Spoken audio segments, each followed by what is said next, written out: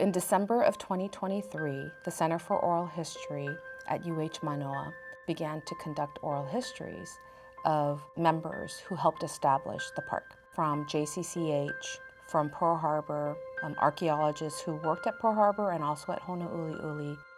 Jay, who was there caretaking, and also Superintendent Sally Martinez, helped us understand a little bit more about the history of Hono at that time. There were roughly 4,000 prisoners of war, and of the 4,000, they estimated 2,700 of them were of Korean descent. There were also Okinawans, Filipinos, Italians, and Germans, but the largest number were of Korean descent. And so I just asked, what's their story?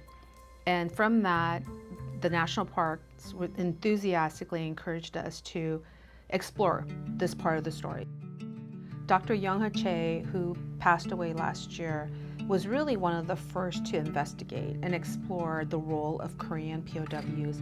And he looked at the role of Koreans in Hawaii as well, in particular the Methodist Church.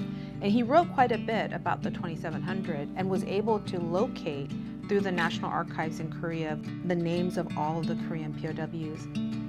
I think it's important for folks to realize that when we started to embark on this research, we thought it was just descendants of Korean POWs. Very simple. But what became very clear as we began to do archival research, it was a lot more layered and a lot more complicated than we realized. From the early 1910s until the end of the war, many Korean folks were either forced into labor camps or voluntarily went into labor camps or into military forces. There were also 3 college men who were brought in because initially they were recruited by the US military to serve in intelligence. Instead of sending them back to Korea, they brought them to Honouliuli. And they're the ones that started the Free Press about democracy movement in Hawaii and fighting for democracy, educating people here in Hawaii about what was happening in Korea. We just met a Korean POW scholar, Dr. Kim Do-hyung, who was actually mentored by Dr. Che, and he interviewed one of the POWs when they're still alive and was able to find out a lot about what life was like. So they actually got to work, they got paid $1 a day. We also recognize the US military and their role, and the fact that some Korean Americans were also part of that military complex.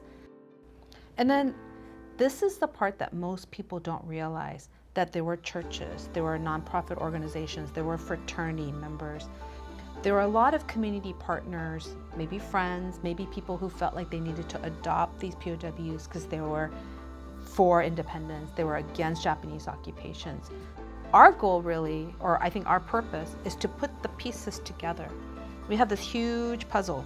We started out with one section that we thought was the complete section, and we quickly realized this puzzle is way bigger than we thought. Currently, we're conducting interviews with 3 of the descendants who we were able to locate in South Korea. Oral histories are powerful because it humanizes the story. These weren't just POWs, they were people. There were people's dads, brothers, uncles. There were people who had lives. We're starting to share what we're learning, and hopefully people will be able to utilize this research. And I think our goal is try to fill in as many of the pieces as possible so that folks can hear from the people themselves.